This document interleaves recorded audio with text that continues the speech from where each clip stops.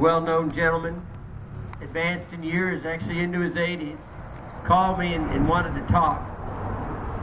And we had a little meeting, and he expressed to me his deep, deep concern for this nation, for its well-being, for where it's heading. And he expressed to me how much he loved this country, how much he cherished the freedom that we have in the United States of America. And even though he was in the advanced winter of his life, he still was so concerned that it would not be left for you and me and our children and our grandchildren. He said we have to do something about it. Now, what motivates a man? How does a man get to be well into his 80s and he still wants to join the fight? He wants to be in the struggle for liberty. He wants to be on the front lines of the battle for freedom. I think when you hear his story, he had lost his freedom completely. And he knows what it's like when you have no freedom. So he fully understands how sweet liberty is when you have it. It is my absolute privilege and pleasure to introduce a World War II veteran who's a survivor of the BATTAN Death March, who was a POW in Japan, and the co-founder of the Common Sense Campaign from 2009, Col.Glen FRAZER.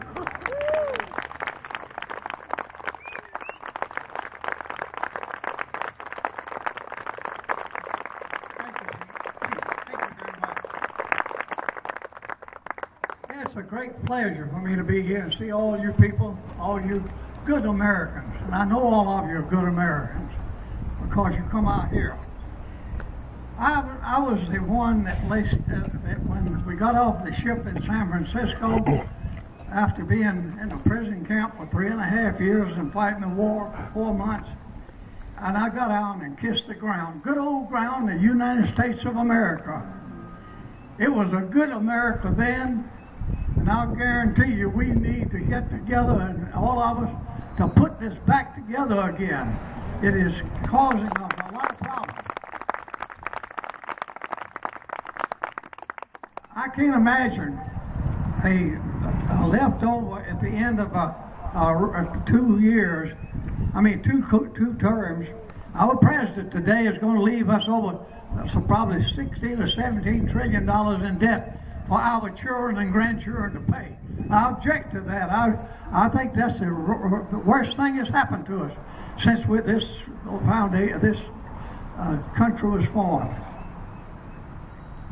Now, I can say some things up here probably that you might not like, but I love my country, and I will do anything. I'm 90 years old, and I'm going for 100 if I can, whatever it takes. You will. To see this country come back together. And the only way we can do that is how you vote. Vote the people in that you know that will go and do what's the right thing. We have right now the lowest favor and everything for the congressmen and Congress and Senate that's ever been, I think. I've never known it being so slow. And I look at what's happening in America now a little bit different from what maybe y'all do, because I know what the other side is. I know what slavery is. I know what non-freedom is. Working every day if you're sick or what, and working. I was 3.5 years a slave in Japan and the Philippines. And I don't want to see any of our people being a slave again. I don't care where they're from or what they are. And this administration right now is taking us down the wrong road.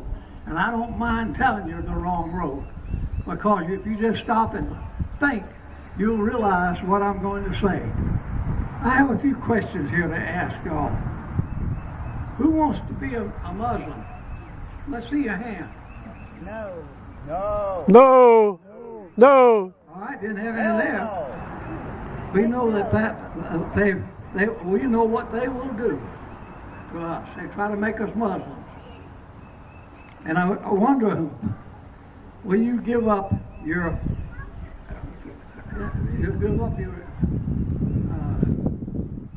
dedication and your loyalty to Jesus and our Heavenly Father for what they have to offer us? You know that if you went with them, you know what you're going to do. They're going to tell you to get out there and kill these infidels.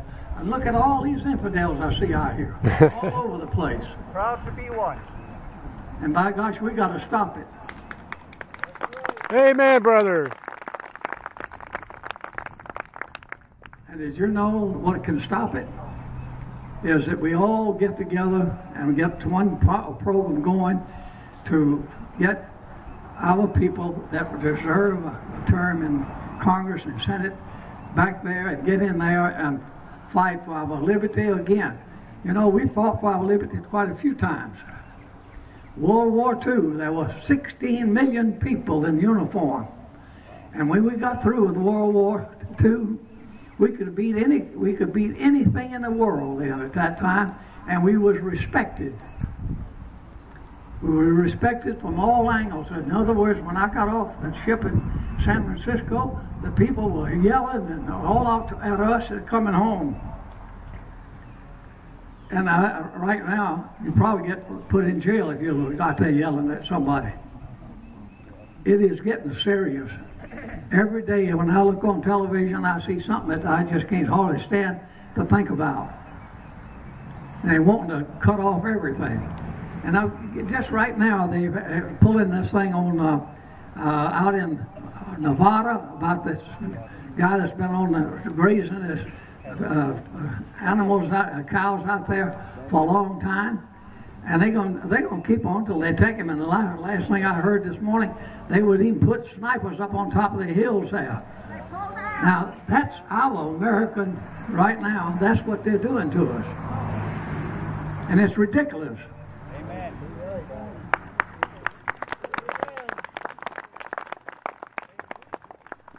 God bless you, and I wish I could stand up here and talk to you 40 or 50 minutes. But I can't. I'll get run over time. Pete, how much more time do I have? Go ahead. Okay. Okay.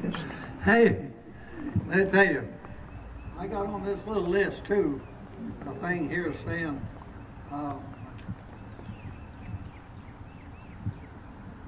how can I feel afraid and sad? Or what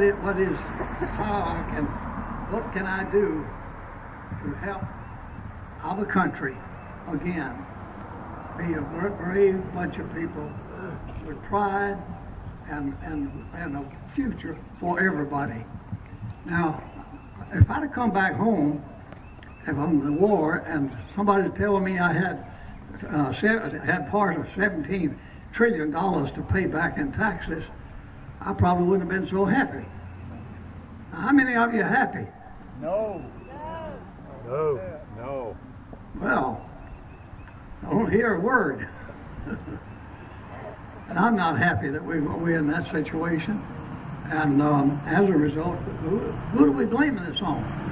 Obama. Democrat. We don't blame it on you. Obama. Now, do you know who wrote the Obamacare?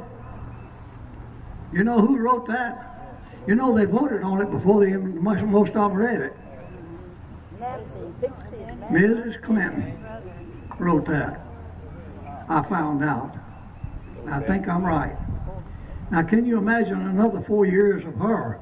No way. The same old thing as we got now. No way. I want us to think about that. No. And I want us to think about what the future of our families and so forth, and the protection of our families. You know, we got to do something to protect our wives and children and so forth. And if there's something happened that they want to come down here with a big crowd right now and take all us in and beat us and do whatever they want to with, they could do it. We wouldn't have enough police and all of the forces to maintain it. Why are they getting people in from foreign countries? Why are they getting all the ammunition they can? I just heard today that if you wanted to get to the Second Amendment to get a gun, you had to have a bracelet on, and you have to have it on, and when you went to shoot it, that's the only way you could shoot your gun. And you know how much it cost? $1,800. That ain't gonna happen. Now, that's ridiculous.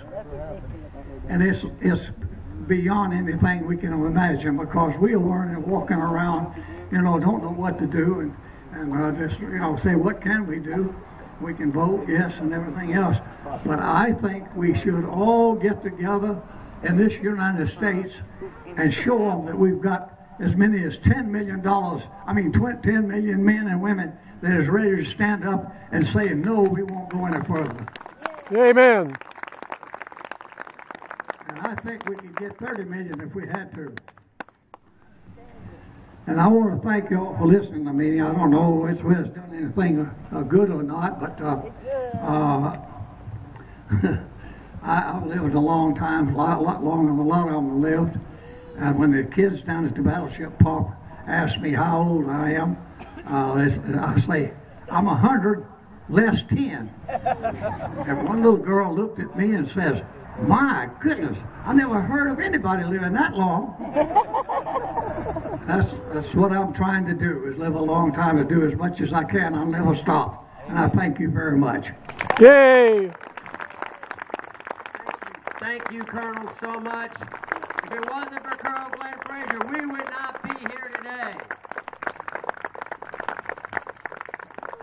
All right, thank you. How about a little musical treat from our own American